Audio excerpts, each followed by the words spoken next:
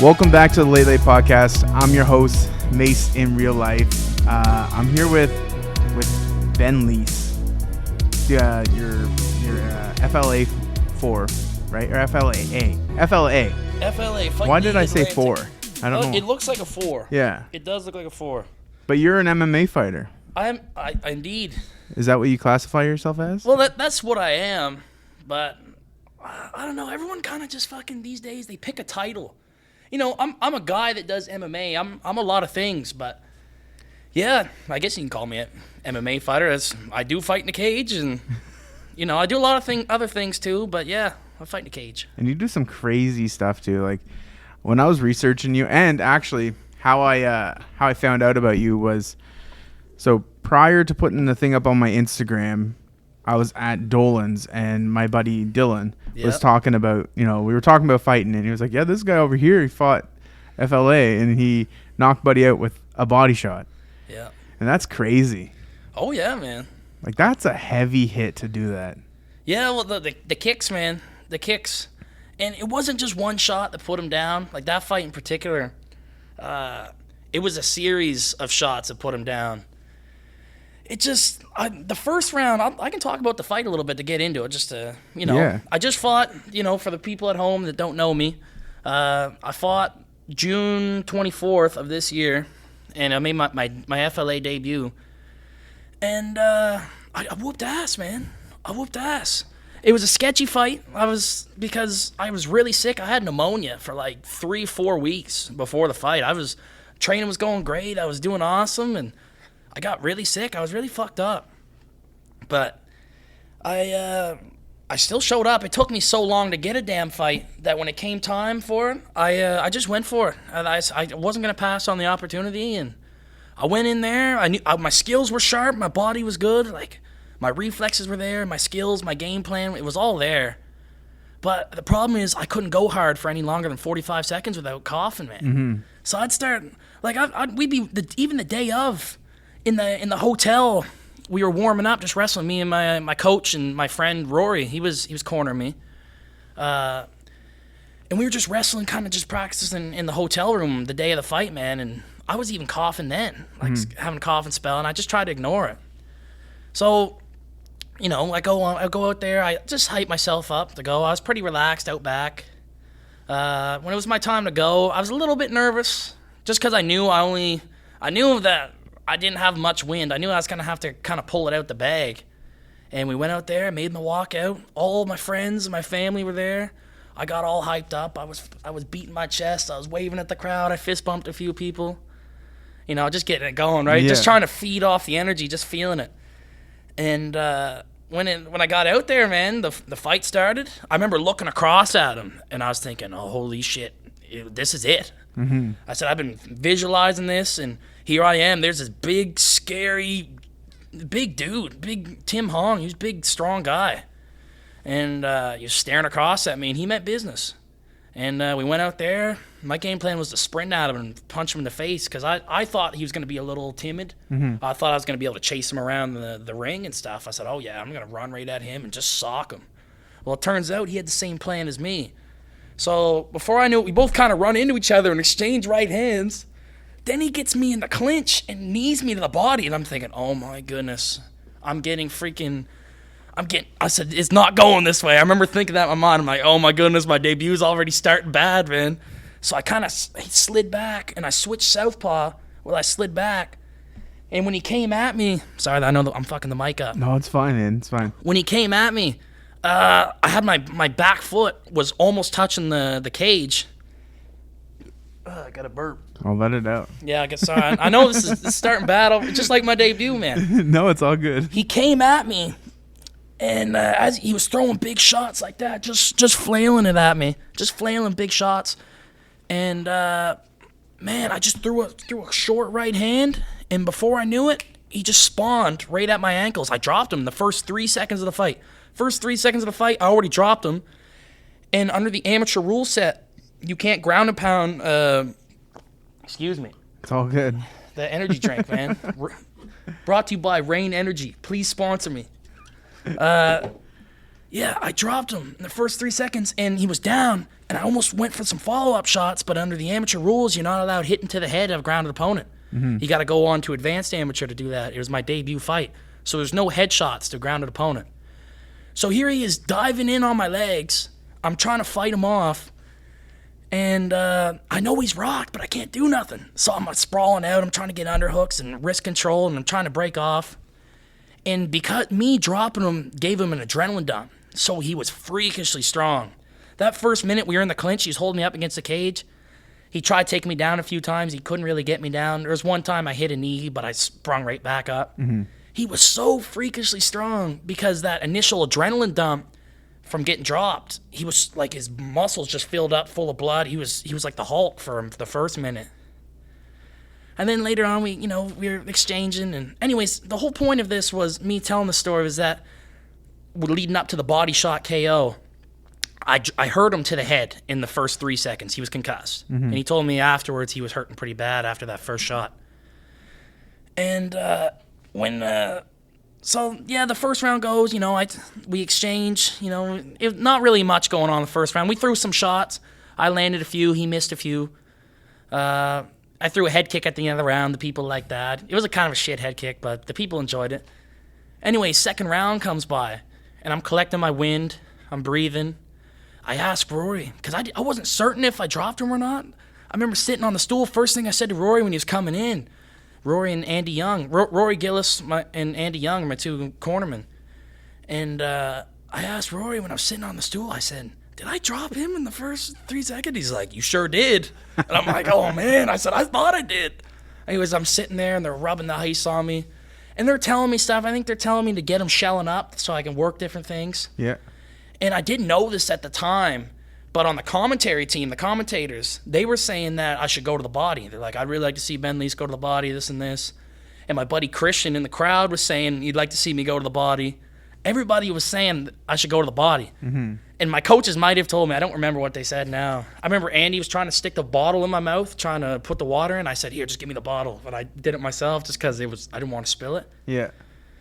And I remember getting up and, they said corners out. We're about to line up. And I remember just looking across at him. And he looked fatigued. He was a little, I could tell he was tired.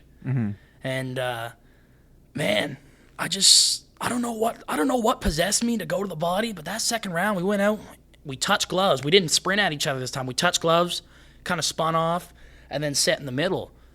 And when we set in the middle, I was really dialed in. Because I had the blood rate up, like the heart rate up, the blood pumping, but then I cooled off. So it was almost like a perfect warm-up. Mentally, I was zoned in. It's like that second round, I was in the Matrix that second round. Okay. I was like way calm, and I remember looking across and kind of dreading it a little bit. I'm like, oh shit, he's still there. He looks tired, but that's a big boy, man. Like he can, he was throwing leather that first round. He actually hit me with a pretty good body kick, and I caught it and took it down, and the crowd cheered for it. They thought it was good. But when I took him down and was on top of him in that first round, I remember looking down when we landed in his guard after I caught the kick and swept him. I said, good kick, Tim. I said, that was a good one. I was talking to him when I was on top. I'm like, man, that was a good kick. I was giving him props because it's, when you take a good roundhouse to the body, it's like that initial bruise impact, but then it's the toes, they whip. It almost hurts the rear back a little bit more than it does the initial ribs. Yeah. So I remember thinking, I'm like, it's dangerous. Anyway, second round starts. He throws an inside low kick. I just slide my lead leg back just enough for his foot to miss. And then I come back with a cross. And the cross knocked the sweat right off his forehead. My uncle's got a cell phone video of them up in the nosebleeds. And you can see the fucking sweat just go flying out of the cage. It's a beautiful shot. And it cut him on the eye. So it hit him. I remember he was rubbing his eye and he kind of shelled up against the cage. And then I just started going for him. He was shelling because he'd been concussed that first round. He was overcompensating by defending to the head way too much. His elbows were up here, and he's a tall guy, so his whole midsection was exposed. Yeah. So I rock him with a big shot. Then he shoots in on a takedown, and he gets in on a single leg, and he kind of switches almost to a high crotch, but not really a high crotch, and lifts me right up in the air. So we're hand fighting on the cage. He's trying to lift me up. Let me backtrack a little bit. We're on the cage for about 10 seconds or so. And he's trying to get this single leg takedown, and I'm fighting the hands, and I'm trying to. My coach Rory's telling me to get crossface and underhook. He's telling me to get crossface, which is when you pummel with the hand in right underneath the chin and the neck, and you try and pull his head up. So you get his head off your hips and pull him up to the clinch. So I'm trying to get a crossface, and but he was so slippery, he was so sweaty. And I remember looking back at Rory. I kept looking back at Rory, saying, "He's slippery, Rory. He's slippery." And Rory's like, "Yeah, that's okay. Keep going for it." Right? Tell him to keep going for it. Well, next thing you know, Tim Hong, my opponent, he picks me right up in the air. And next thing you know, I'm up in the air, and I hear the crowd going, "Whoa!" Like they're getting. I was up in the air, and somehow I managed when he picked me up and to slam me. I somehow managed to get my right foot on the ground and somehow be able to sprawl out in the air. And we hit the ground. He slams flat on his back, and I land on my knees and elbows in my chest. And I spring up way quicker than he did.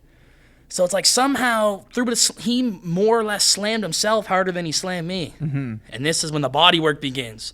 I get up and I start chasing him. I start shuffling towards him. I'm just in the zone, just flow state. And I remember throwing a jab. I threw a jab, and it kind of went through. I went liver shot, switched to southpaw, threw a roundhouse to the body, landed right in the liver, and it was just a big, I won't do it into the mic, just a big slap sound. Yeah, just that real ambient sound. And the whole arena could hear it, and everyone went, "Ooh." And then the tide started changing, man. I knew I heard him. And he started kind of just shelling up against the cage, and I kept digging the liver shots. I landed like 2 or 3 liver shots. I remember I was faking levels. I threw a cross to the body.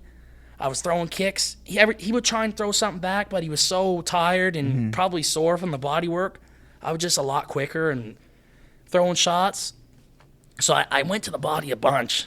And then, sorry, I'm out of breath. I'm getting so hyped up talking about this. I'm so excited. I'm so enthusiastic. I love it. I just love talking about myself, man, if you can't tell. Aren't I awesome? I'm just so great. But no, all joking aside, for real, yeah, he was hurt to the body, and I hit him with a few more kicks to the body, and then he was pretty much done. I was trying to knock him out. But he was protecting his head so well because that first round, eventually the body shots got to him. I dropped him once with a cross to the body. He threw a leg kick. I scooped the kick and hit him with a cross to the solar plexus that sat him down. And then I was calling him up. I was calling him up to the feet, and he couldn't get up. He was trying to get up. He kept falling down. And I started screaming at the ref, not screaming, but yelling at the ref. I said, "He's done." I said, "He can't get up." I said, "Get him up. Get him up." And he eventually gets up because I didn't want to do any groundwork because in the amateur rules, I can't hit him to the head. I can only hit him to the body. But his legs were active. He's pushing his legs on me, and I didn't want to let him stall. I thought I didn't think he could get up. That's why I was calling him up. I thought he was done. But he was a tough dude, man. He got up. I hit him in the body a few more times, hit him to the head again. He had a cut under his eye. And then I threw a big telegraphed. It was telegraphed. It was a shitty kick, but we were both breathing pretty good. And, it was the second round, towards the end of the second. And I was throwing big shots, man. I threw that switch kick to the body, and his back was up against the cage, hit him to the ribs, and he squatted down. And I knew he was done. I didn't even follow up. I just walked away, took my mouth guard, spiked it on the ground. I started yelling at all the cameras. And then, oh man, I got bad because it was just a huge adrenaline rush, a huge weight off my shoulders. I was so sick, and I was nervous, man. I knew I had the skills. I knew I was dialed in, but I was just, physically, I was not good. I was kind of skinny, fat looking. I was not in a healthy state. And I knew, a part of me knew that. Deep down, I knew. I was like, man, I'm not going to, this was a tough one for me. And I went out there and I finished him. I started screaming at the cameras. A bunch of people online, not a bunch of people, the support for me was pretty overwhelming, to be honest, but there was a few people online. They were fucking on my promos and on the comments. They're calling me fucking, saying I was putting on a fake Irish accent, and saying one chick was calling me fucking Connor McNuggets and all this nonsense, right?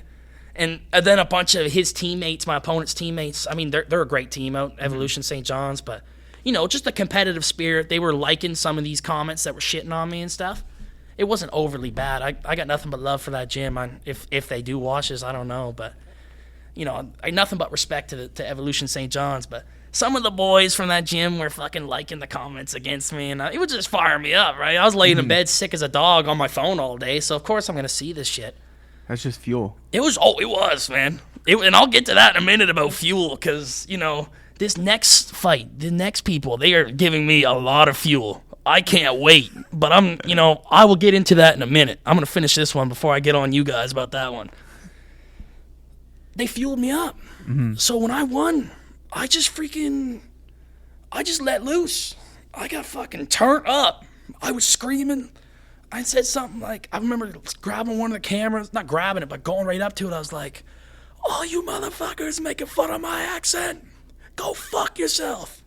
But my voice was kind of messed up from being sick, because I had lost my voice for a few weeks.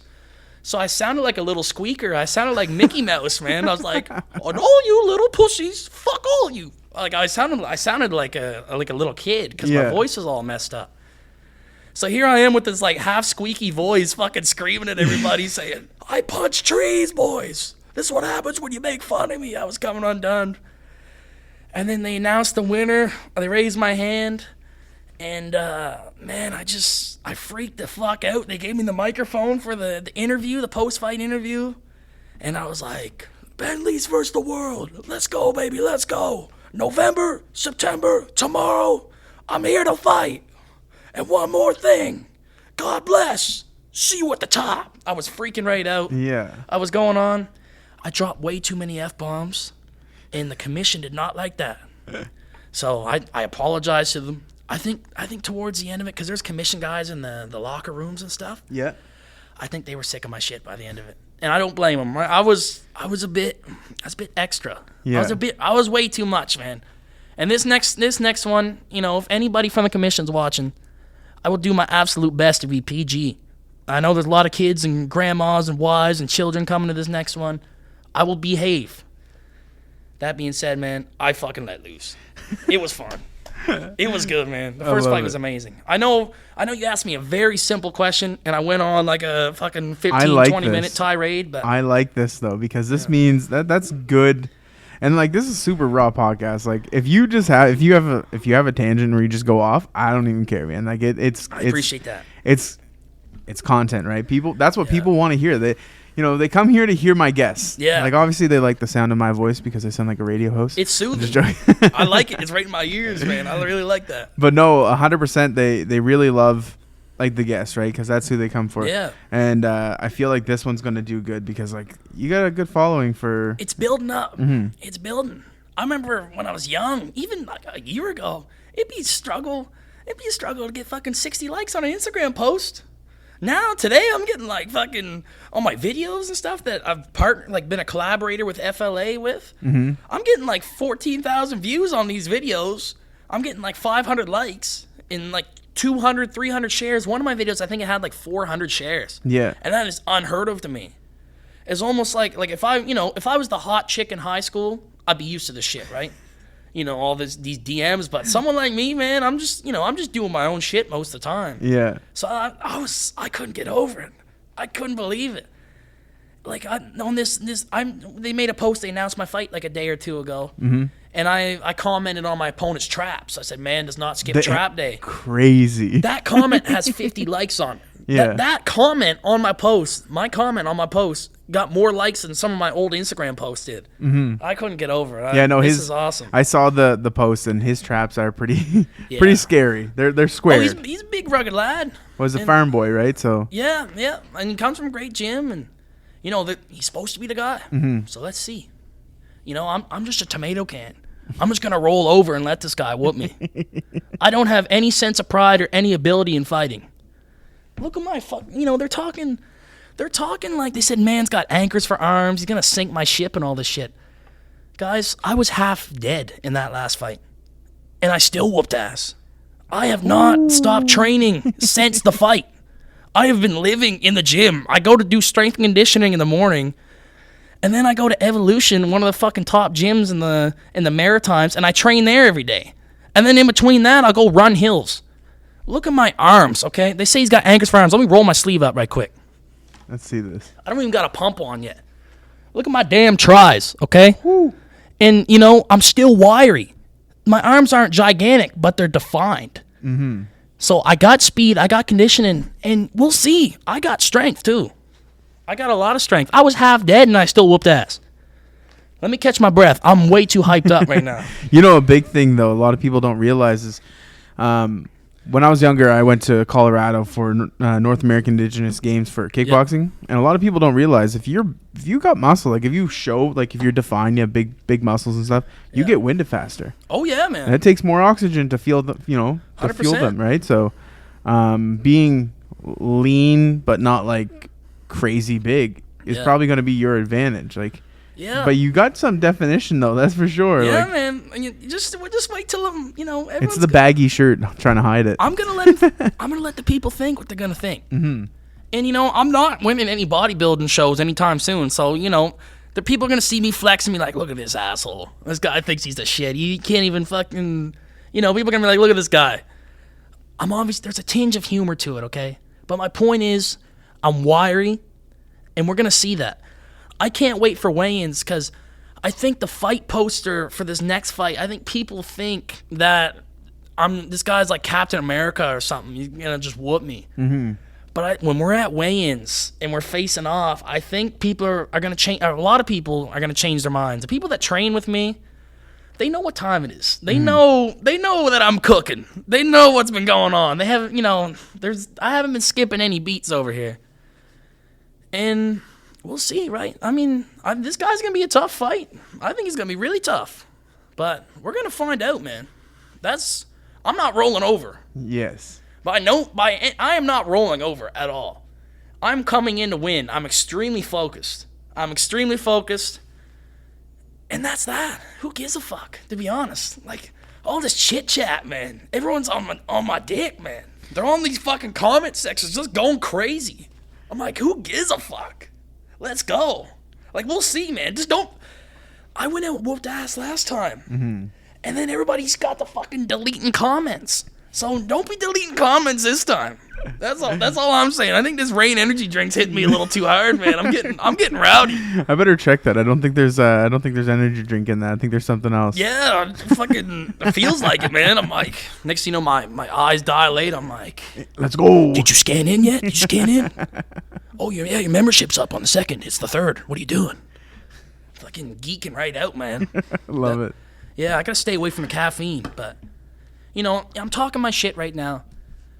But at the end of the day, it's all love on my end. Like I the martial arts community is so small that I'm madly competitive, and I'm gonna look at this camera. I am fucking competitive, 100%. But at the end of the day, I do got love for everyone. I got love for my opponent. I got love for his gym, Henzo Gracie PEI. Let's talk about them for a minute. Those guys are fucking awesome. Mm-hmm. They got an awesome gym. And at the last fight, we were running into each other quite a bit. The whole Henzo Gracie team that was there fighting, and the guys that were supporting their boys, they're fucking awesome. Like, we went to weigh-ins. I weighed in. And then we went to Montana's that night, Rory and I, just go get some food after weighing in. Mm-hmm. And the whole Henzo Gracie team was there from PEI, the gym of my opponent, the next guy I'm fighting. And every single one of those boys came up to our table and said hi and shook our hands, and they're the very best. Mm-hmm. Like, I want to make this clear, because I'm talking a little wild right now. I got a lot of love for Henzo Gracie PEI too, so shout out to them. It's going to be, it's all love at the end of the day, man, but I'm fucking competitive. Mm-hmm. And I love the hype. I love this shit. This is what it's about. I like that competitiveness, man. I like when there's a bit of banter back and forth. And there's a lot of comments on this new post, but it's not ill-spirited. Mm-hmm. It's like chirping in hockey. You know what I mean? Some of the comments are fucking hilarious. They're pretty funny.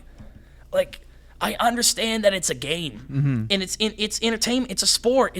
You need the back and forth. You need the banter.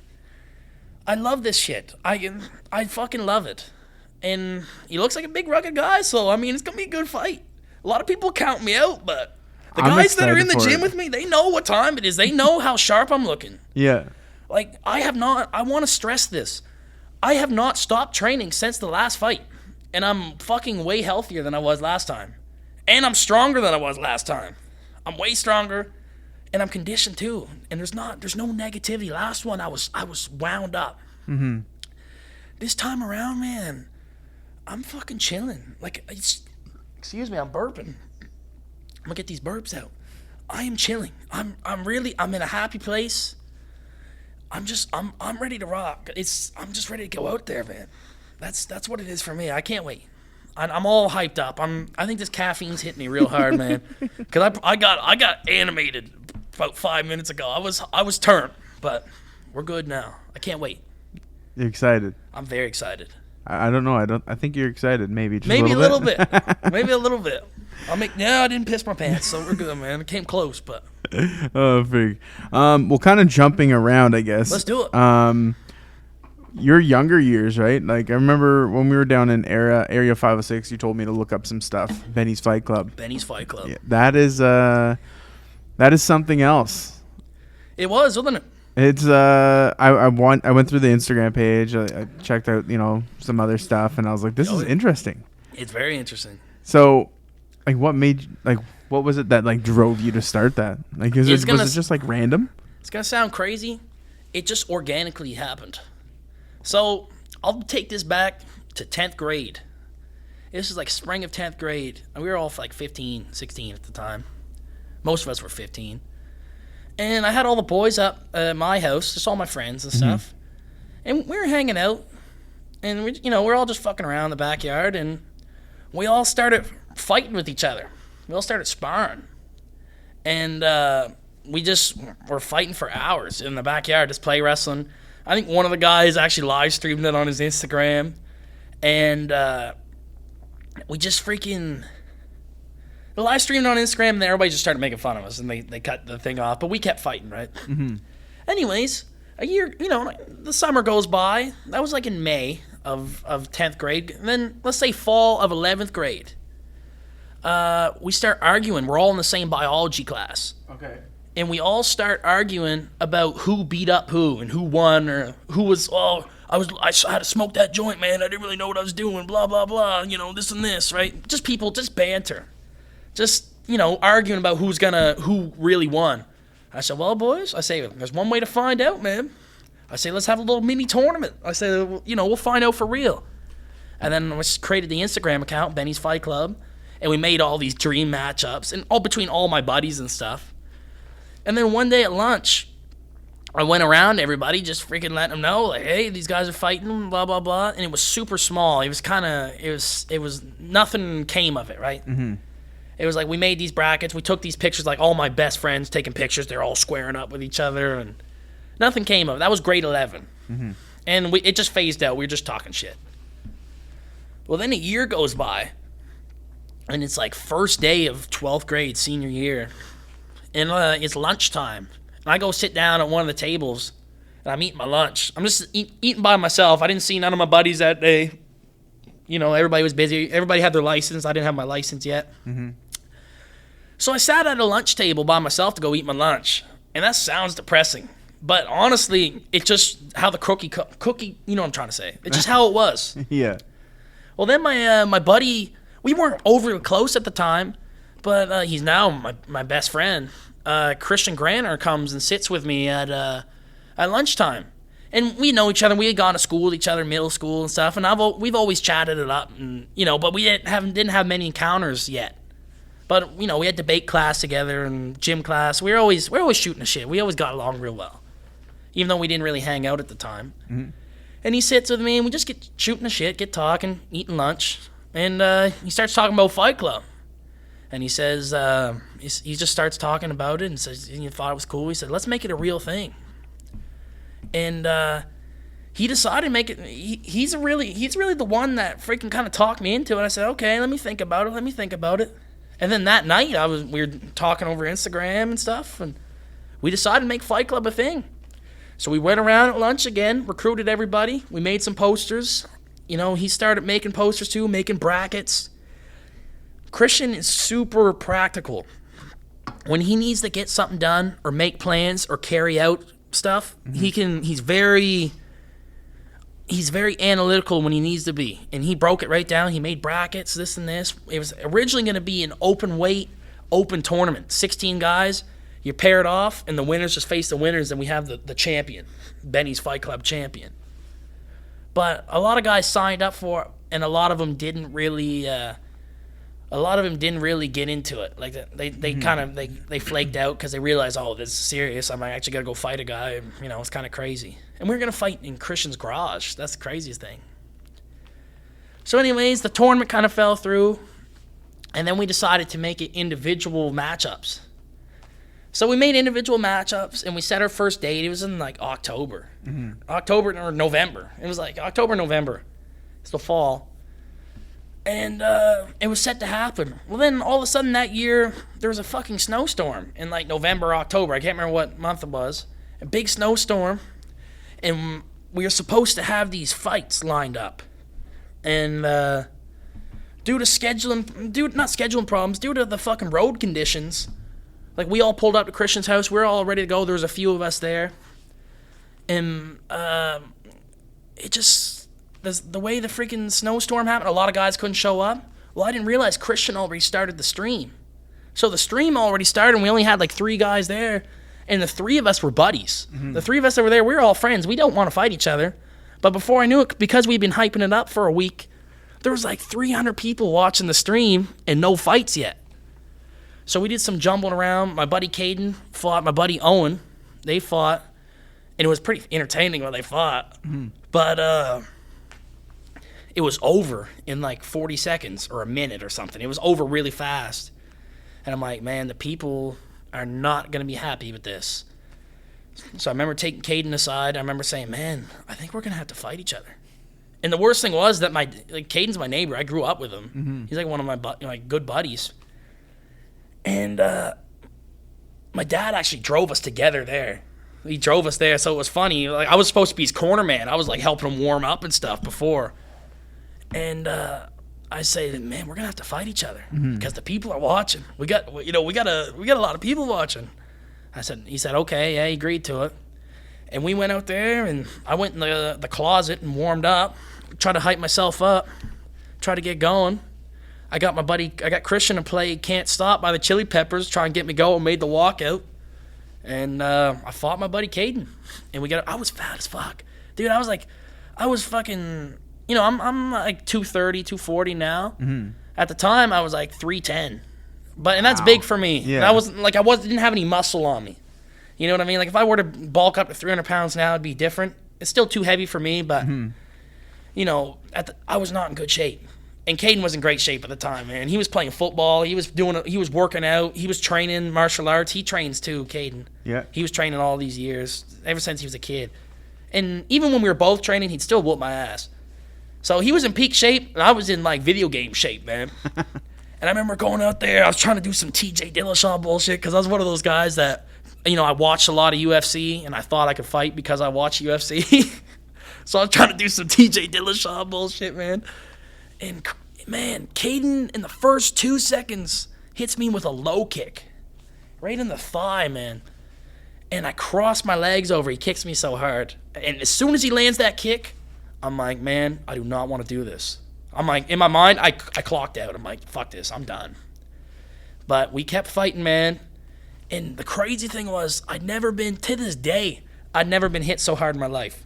Wow. Caden fucking hits me with these left hooks, man. He would land on this side of my face, and it would feel like I was getting a noogie at the back of my head. Every time he'd hit here, I feel like I was getting pinched here. And I'm like, every time he'd hit me, like, man, that hurt so bad. And, you know, I was feisty, so even though I gassed out in 2 seconds because I was immensely out of shape. So I was gassed. Caden was whooping my ass on camera in front of everybody. So you know this came back to bite me, and I'll get into that here in a sec. Whoops my ass. I landed 1 or 2 like good body kicks and landed a punch or 2, but nothing significant. He takes me down, ground and pounds me. This goes on for like 2 or 3 rounds, right? And these rounds are 5-minute rounds because I was so naive thinking that, oh, yeah, we'll go 5 rounds. Yeah, 5-minute rounds, no problem. I had no concept of how terrible and exhausting a fight can be. So I'm like, yeah, 5-minute rounds. It wasn't 5, but it was 3 5-minute rounds, which is way too much for my experience at the time. And whoops my ass. Anyways, we're in the third round to get my ass whooped. The boys are talking to me in between rounds, trying to hype me up because there's a few guys there. Like, they're trying to show support, Caden was whooping my ass. I think at one point he hit me with so many low kicks, I said, stop kicking me in the leg. And he says, okay, because he's my friend. So he stops kicking me in the leg, even though he's actually whooping my ass. Third round comes. He's got me in mount. He's ground and pounding the shit out of me. Christian's a ref. He should have stopped this fight probably 10 minutes ago, looking back. But we were all 16, so who gives a shit? I was getting my ass whooped in front of all these people online. And next thing you know, I remember asking Christian what the time was as I'm getting punched in the face. And he says 30 seconds. Well, then he's videotaping and watching the time at the same time, and he's using his watch to keep the time. I get my ass whooped for like another 5 minutes because he loses track of the time. So he says 30 seconds turns into 5 minutes, just taking unanswered shots, man. And eventually it goes, we end the fight, and Caden wins. Caden whooped my ass. But it was crazy, man. My face was all marked up. A big part of the high school was watching on live stream, man. And the worst thing was I had to work in an hour and a half. So my dad came and picked us both up. I had a black eye. I was slightly concussed. My face was all lumped up. Worst thing was I had to work my shift at Pizza Hut an hour and a half later, man. So I take a shower. I go home, shower up, whatever. My dad drives me to work, Pizza Hut. And I remember going there working, and I was doing all right. I was sore. I was hurting. And I was slightly concussed. I remember doing the dishes, putting the trays in the dish machine. And I remember staring at the little wheels at the top of the dish machine, and I just zoned out. And I was just watching the little wheels turn back and forth like that. I was concussed, man. I remember my boss, Mike, he's like, man, are you okay? I'm like, yeah, just, I zoned back in. I'm like, okay. And then Fight Club just carried on after that. Like, it just kept getting bigger and better, and more people started getting involved. And we started promoting it more. Christian was really good at the social media. He did a lot of it. We had an anonymous guy from the UK who had a burner account who would make all of our graphic design stuff for us. So we looked pretty well produced. He was this guy in the UK, don't even know his real name. He made all of our stuff for us. It was amazing. And Christian dealt with a lot of people, and yeah, we did it for another year or two, year and a half. Once I turned 18, I didn't do it after that because I was thinking about liability and stuff. And every time a fight card would happen, it would get a little bit more negative. When it first started, it was just buddies and like students playing, like just not playing but fighting, and like they were all friends. There was a lot of respect. But every time we'd have one, there'd be more and more. It'd be older guys that are set to go to jail soon, guys that are like, don't tell my parole officer and this, like getting getting a little more rough. Yeah. And guys were beefing with each other and meeting up outside of it and having disputes, and it was getting negative. It was getting negative towards the end, and it was getting less camaraderie and brotherly. It was more or less like actual beefs and stuff. So I left when I was 18, and then Christian kept it going because he's passionate and he loves it. Like he worked very hard on it, and it just didn't work out. And just life keeps going. We get older, we get girlfriends, and yeah, Fight Club was pretty cool. I still got people talking to me about Fight Club like to this day. So do you think like? I remember, I think it was you told me you just like to fight. I do. Yeah. I do, man. It's just. I've been like that since I was a little baby, like a toddler. I remember my dad told me I was a super nice kid, super sweet kid, and behaved. I just had a wicked temper. I just had I would just blow up when I was a little kid. And I remember my dad telling me he used to try and discipline me, like give me a slap on the back or something, or like just trying that way. But he said I would just flip into a different mode and punch him right back.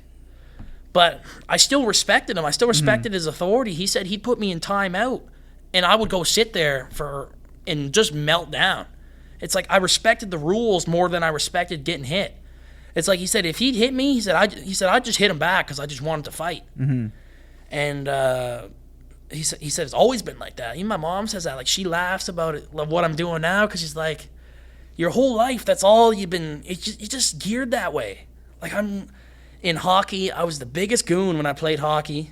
You know, I played rugby. I played rugby for the university last year. Yeah. Like, just physical. I just need that physical stimulation. Like, I need that stuff. I'm not an angry person anymore. Like, when I was younger in school, I was a really nice kid, so people would bully me for like a day or two, but it would only last a day or two because I had such an explosive anger. Eventually, someone would be a dick to me, and I'd eventually just snap and completely just batter them. Like, I remember in 8th grade, I had this guy cornered me in the room because we were playing chess, and I was shit-talking him because I was whooping him in chess. And he got mad, and he cornered me in the room. And I was cornered. I said, so-and-so, I said, let me out. I said, let me out of the corner, man. I'm getting angry. He's like, you won't do anything. You're too passive. I'm like, please, let me get the fuck out of this corner. Yeah. And he wouldn't let me out, right? And I gave him one final warning, and he says, I can stand wherever I want. You can't do anything about it. And he steps in my paint, man. This is 8th grade. I fucking snapped. I just started peppering him, man. Elbowed him, smashed his head off the table, kicked him to the ribs, kicked him in the head. And the only thing that snapped me out of it was my math teacher. He started crying. He was like, Ben, stop, get off him. And I remember looking and seeing him, and it was at the end of class, so it was like transition period, so there was a whole class waiting in a line at the door. And I remember seeing all the faces watch me brutalize this guy. And I remember seeing there's like just the look on their faces, and that's what snapped me out of it. I'm like, fuck, I got to get a hold on this. Yeah. In 8th grade, when I was like 13, that was the last time I really lashed out and hurt someone like that. I really kind of I just chilled out. I remember going to high school and thinking, man, like, that's not going to slide in high school. Like, people are going to check me and hold me accountable. If I just whoop everyone that gives me a hard time, I said, I'm going to get myself hurt, or I'm going to get in legal trouble. And so I really kind of I just got a reel on things. It was a lot. That makes sense. Yeah. So now, kind of switching a little bit more let's too. Keep going, yeah. Obviously, like with mixed martial arts and MMA and whatever, there's like a lot of mental health aspect, right? Oh yeah. So like how you dealing with that, like with the sense of like because mental health isn't always a negative thing. Obviously, it's also like overstimulant, right? Like going into a fight and it being like overwhelming to you, right? That can cause mental health. So like what are you doing to kind of like prepare yourself for this next one? The mental game, that's the biggest part of it. It's really hard. I'm into the stoicism a lot, but I'm also just into, I don't know what philosophy it is, but sometimes you just gotta don't take yourself too seriously. It's just a fight. It's not that deep. It's like, I don't, in the long run, on the largest scale of things, I don't really matter.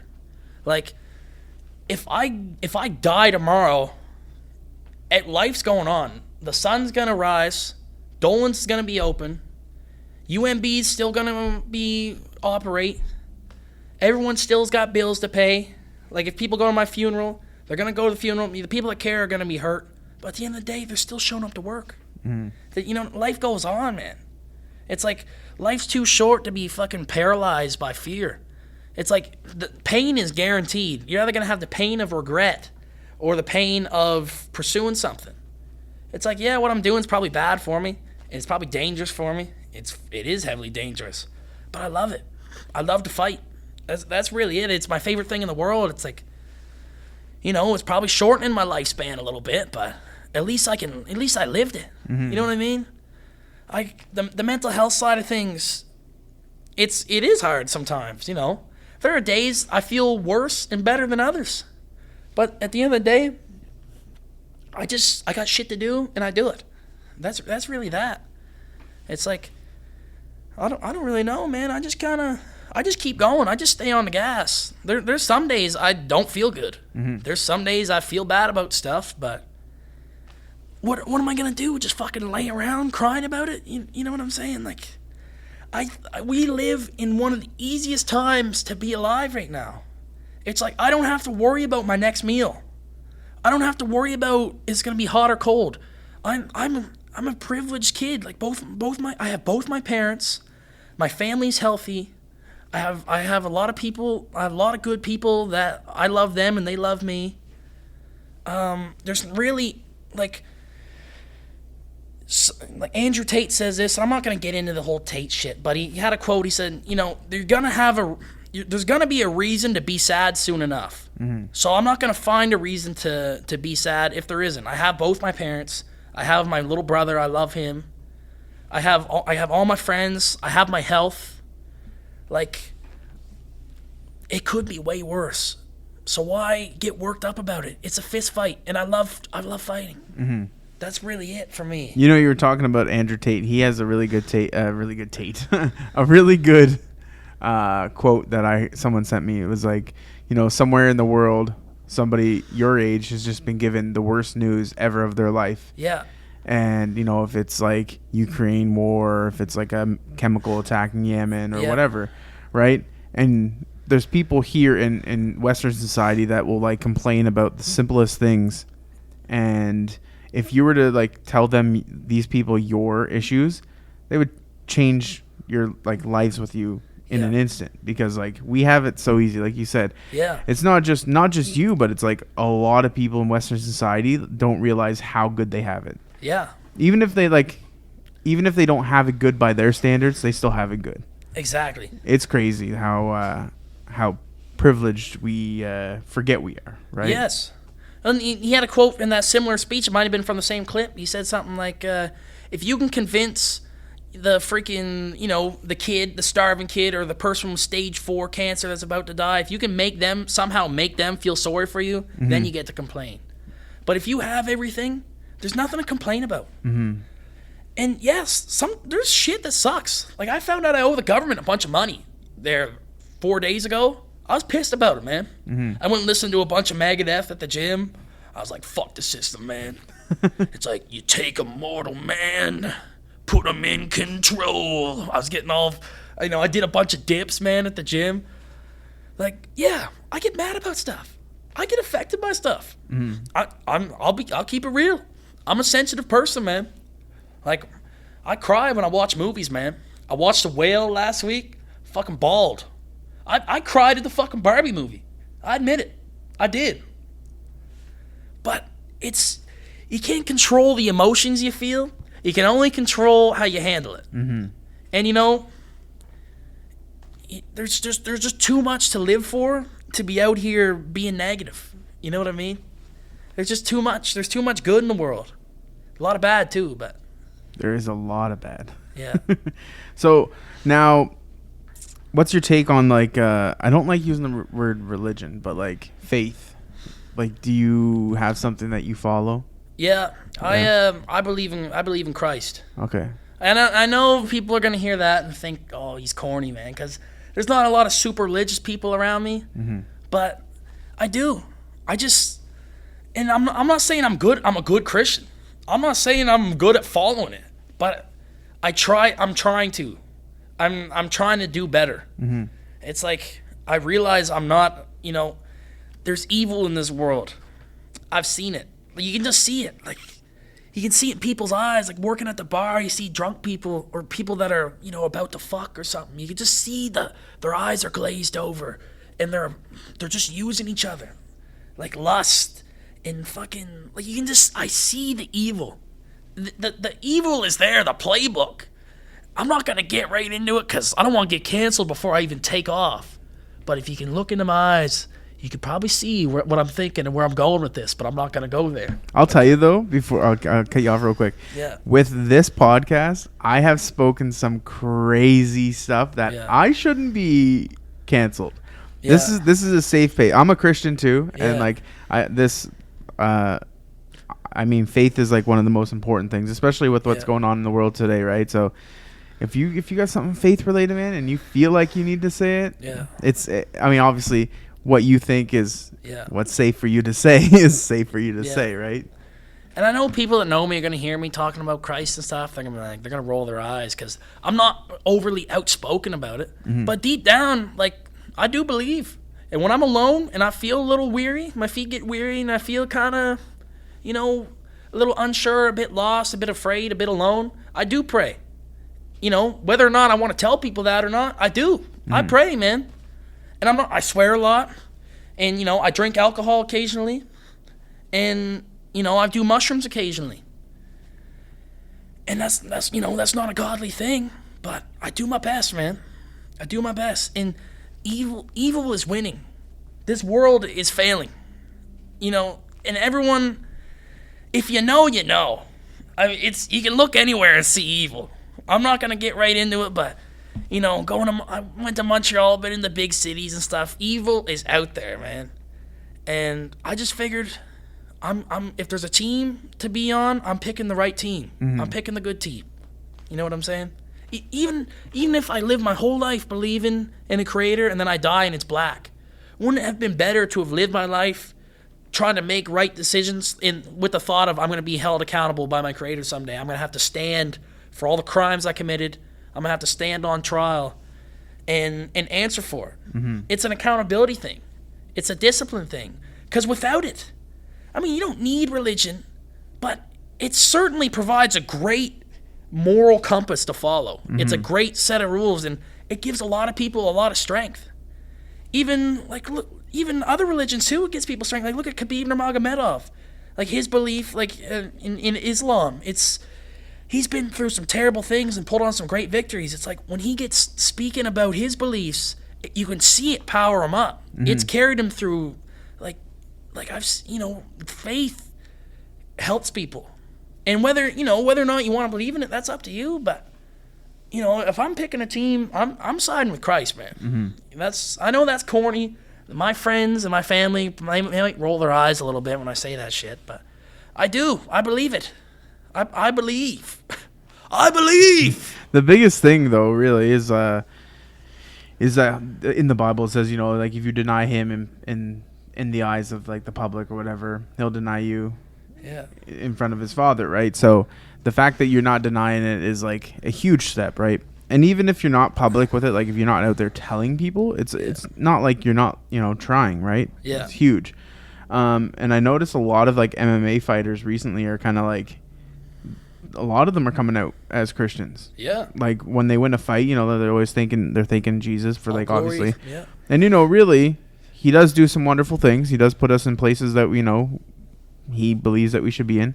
Yeah. And I feel like you do got the sauce, like, when it comes to fighting. Yeah. So, like, I feel like, you know, he could be using you as, like, as a tool to get to a platform where you can push that, right? Yeah. And you can let people know about the good news and stuff like that. And yeah. I'm excited for your next fight, though. Like, I'm actually hyped. Me too. Because it's gonna be a heavy one. Oh, I can't wait, man. I got plenty to, there's a lot of. We just have to see how it plays out, man. I'm in a good place mentally right now, though. I'll tell you that. Am I able to go pee? Proud future sponsor of the Late Late podcast. Yes, sir. One day, it's a dream. Yes. All right, we're back. We're back rolling. We were talking about Christ. We were talking about faith, more specifically. Where was I? Yeah. And, I don't talk about it at all because, some people just don't want to hear it, and I respect that. I respect if people don't want to hear it all the time, that people just want to live their lives, and that's up to them. But I was saying this the other night at work. I was saying that because they were, I was talking about belief and stuff, and people are talking, they were mapping out good. We're just talking. We're talking about faith. And I was telling one of the guys, I say, just get up early and just watch the sunrise. Like, I'm looking out the window right now. Look up at the sky right now. And that should be enough. And, like, every time I look at the sunrise or the sunset, I just get something from it. I'm like, that's evidence enough right there, man. To me. When I look at the sunrise, I feel God. I feel the presence in some capacity. And you see the clouds. Sometimes the clouds get layered and stuff. It's awesome. I love that. And who knows what the truth is, but I'm gonna live my life believing I'm gonna live my life believing, and that's that. I'm not telling anyone to join me. It'd be cool if you did, but you don't have to.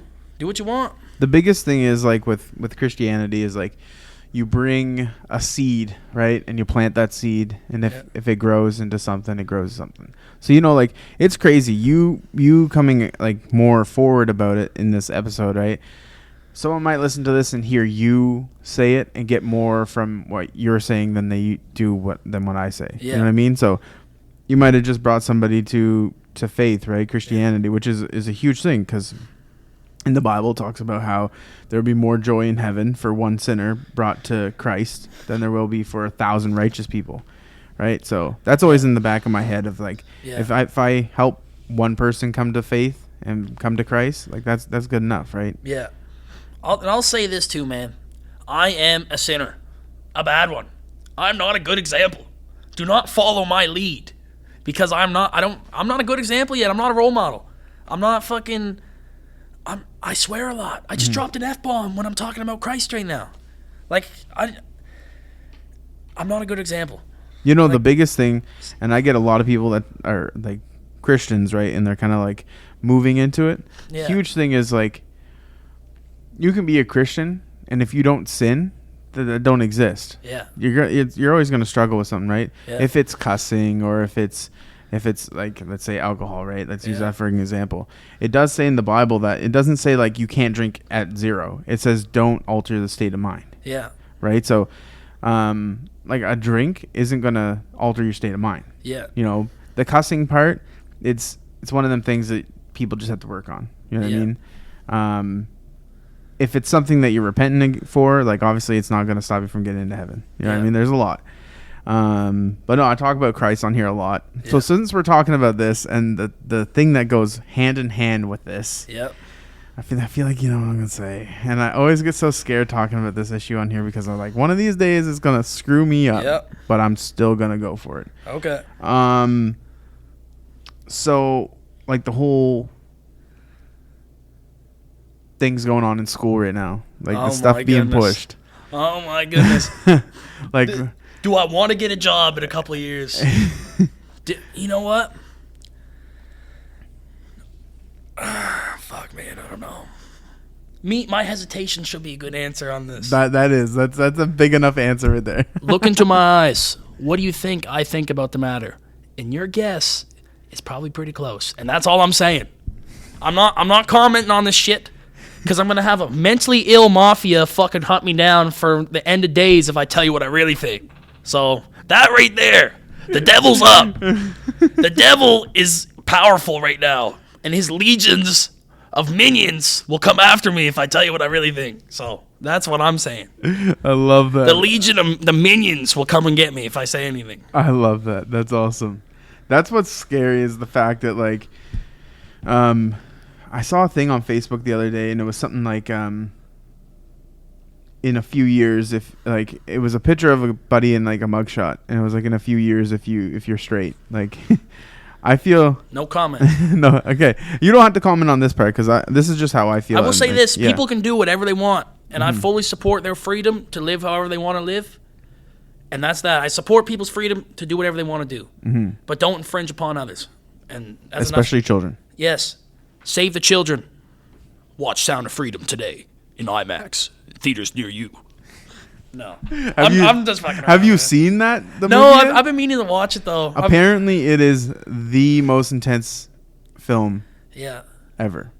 It looks good. Well, it's the same guy. I don't know if you've ever watched Passion of Christ. Passion of the Christ, yeah. Yeah, it's the same guy that plays that. You hear about all the crazy shit that happened when they were making that movie? But he was struck by lightning like 3 times. Yeah, and he like went and met his creator and all this craziness. Like, that's insane. Well, that's a huge, like, you ever see the show Chosen? The Chosen? No, I haven't seen it. Well, it's like follows like Christ, Jesus's like, whole ministry and stuff like that. And Jonathan Rumi was talking about it on an interview, and he said it's like one of the hardest things. He said he doesn't like calling it Jesus a character, because it's not. He was Jesus. Yeah. He says, but he was one of the hardest people to play in a show, because there's like no real thing to go off of, and there's just such a high standard of what Jesus is, right? and there was a couple people that were like, "Oh, we really like the show, really liking it." Yeah. But we're not liking it because we know where it's going to end. Yeah.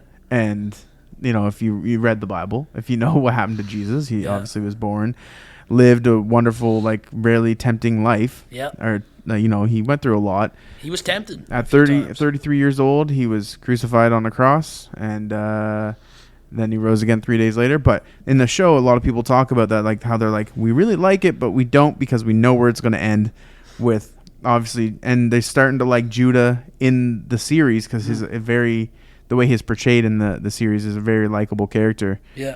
But obviously what Judah does in the Bible isn't likable, Yeah. Kind of telling everybody where Jesus is for, what was it, like 30 silver, something like that. I'm not sure. I'm a noob in Christianity, and that's why I feel almost slightly fraudulent getting too deep into it, because I'm not well versed. You know what I mean? I'm not. I feel bad. I feel like I feel kind of, I don't know. The big thing that I feel like what's most important is, obviously, I talk to a lot of people about this. Like, church is important. Like, all this stuff is important. But the most important thing is your relationship with Jesus. Yeah. Like, with God. Right? And that's not like me saying, you got to pray this many times, whatever. Yeah. Because it's different for everybody. And sometimes you don't even need to pray. Sometimes just a good cry, and he knows what you're trying to get at, right? So. Yeah. Even just, thoughts. Just, putting it out there. Mm-hmm. Yeah, and that's deeply personal. I know that's why a lot of people know me. If they watch this, they're going to think, man, Ben's fucking corny for this. Because we've been talking about this for a little while now. They're like, man, I don't want to hear that shit. I want to hear about fucking knocking guys out and turning up, and how I'm going to fucking wheel kick the next guy, and, how Sweeney's fucking getting it. You know what I'm talking about? That's what the people want to hear. I know, but we're just letting it cook. We're letting it play out. The big thing, I think people are going to listen to this episode and they're going to actually enjoy it. I hope so. Because I think they're going to get to see more of you that they don't get to see. Yeah. Right? And, like, obviously, a lot of people probably didn't know about Fight Club. Yes. So they know about that now. Yeah, they can search it up. They switched the name to Atlantic Fight Club on YouTube. Atlantic Fight Club. It was Benny's Fight Club. Now it's Atlantic Fight Club. Almost FLA. Yeah. Yeah, I know. Christian and I make jokes about that hey, let's get some commission, but no, I just fuck around with that. But that's funny. Yeah. But we're rounding like 2 hours, man. Are we? We're pretty close. This is gonna be way. half hour, an hour and a half. Sorry. I can keep going if you want. Well, this one's a pretty long one, and that camera stopped recording, I think. Did it? Yeah, it said full just a second 2 ago. hours? But I think we're pretty close to that. Man, what time is it?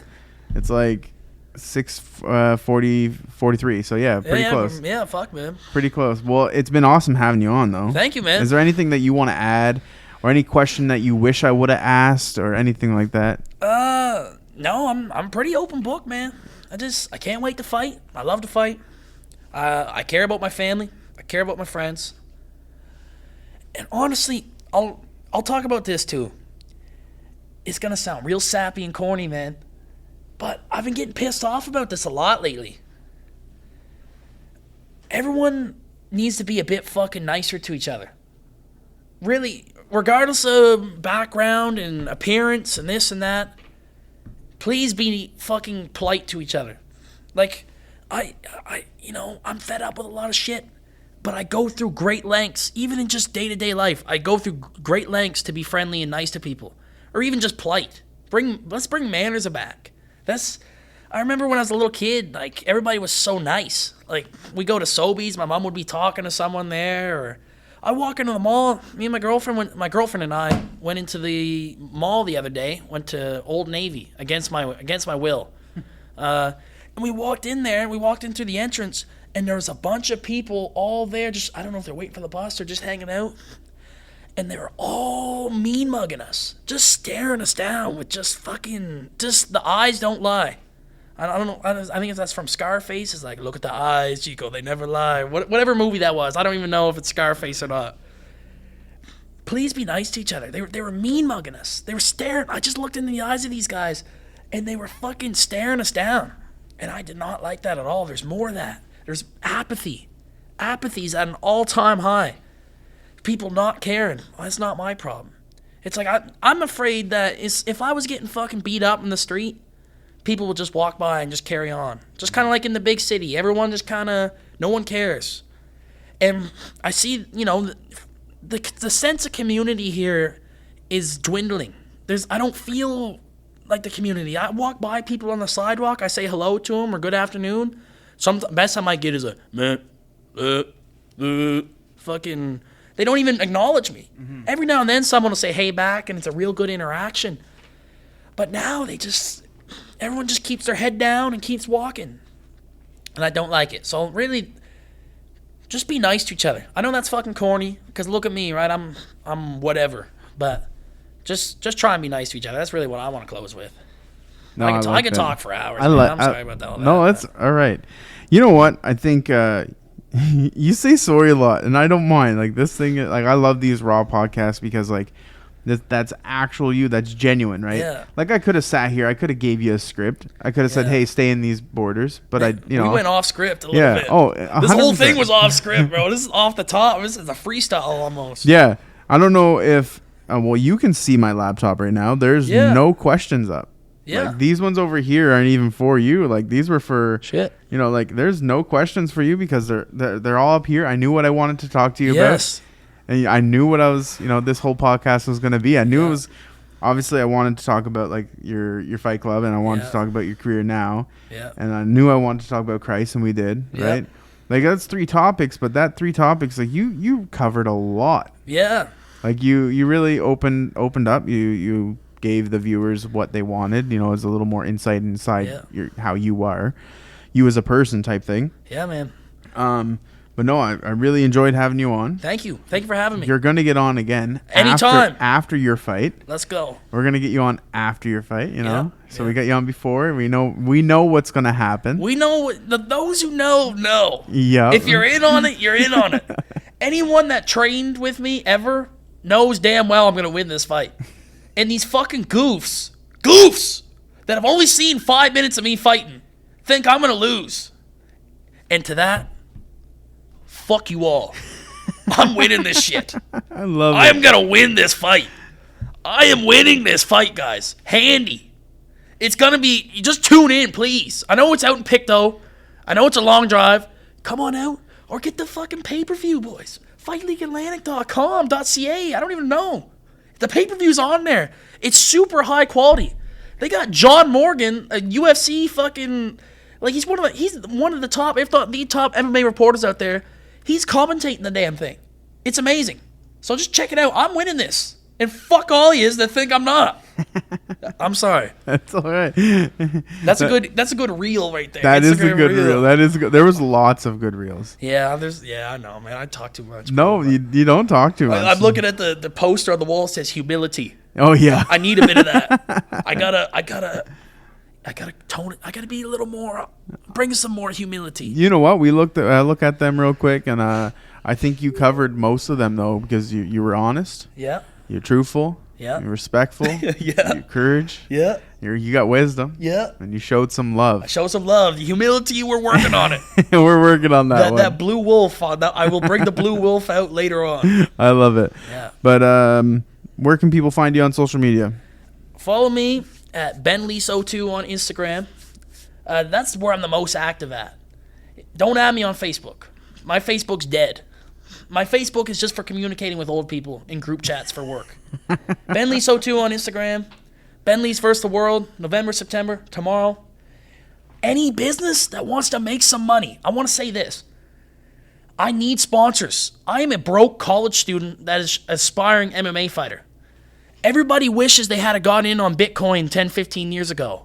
This is your opportunity to get in on the next big thing, the next Bitcoin.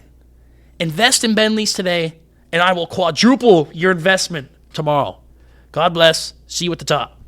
Oh man! Shout out to Michael Chandler. I stole that. That's a commercial right there. I know, man. I'm broke. Awesome. I need some money, guys. Please pay me. That's awesome. Send the crypto. Send the currency. I'm broke, but I'm awesome, and I need money. That's killer. Well, thank you guys for tuning in. I very appreciate it. I don't know if that camera can see me anymore because I think it stopped recording.